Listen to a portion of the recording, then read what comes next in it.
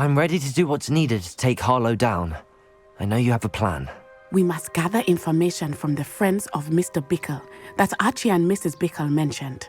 Agabus Filbert, Otto Dibble, and Mr. and Mrs. Rabe. All right. I suggest that you speak with each of them while I head to the Hog's Head. I saw some Ashwinders heading there.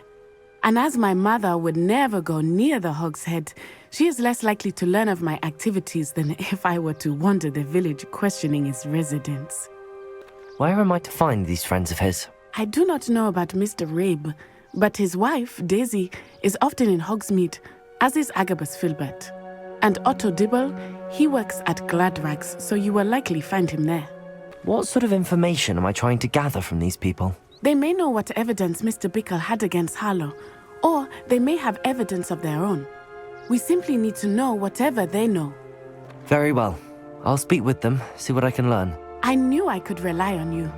We need to know how they are being blackmailed by Rookwood and Harlow. Meet me here after you have spoken with them.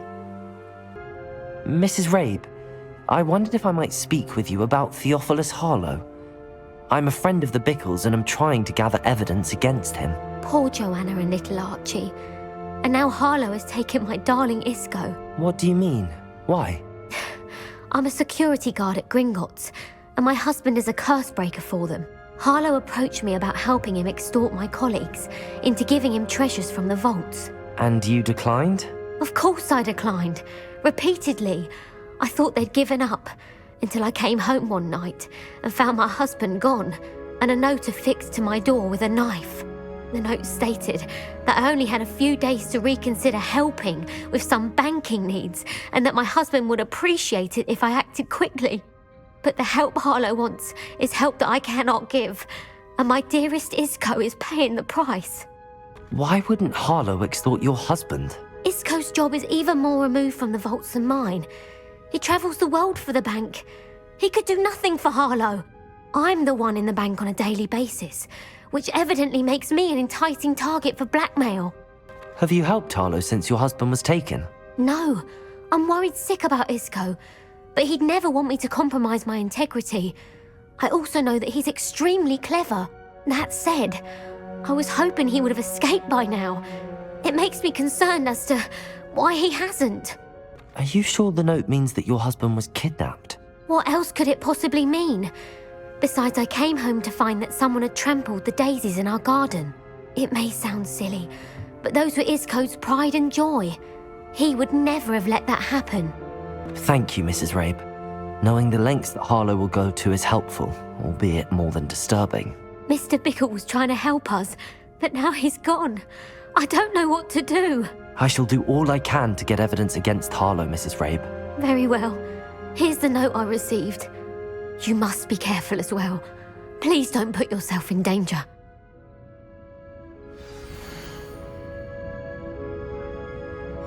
Some evidence worth hanging on to. Thank you.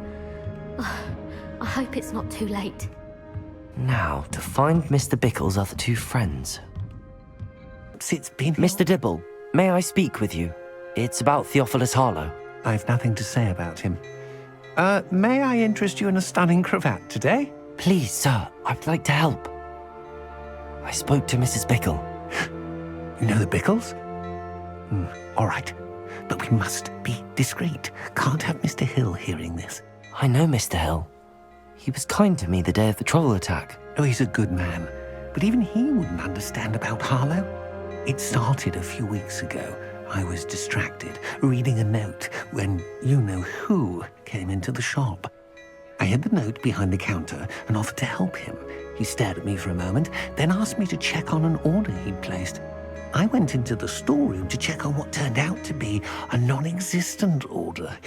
When I returned, he was holding the note.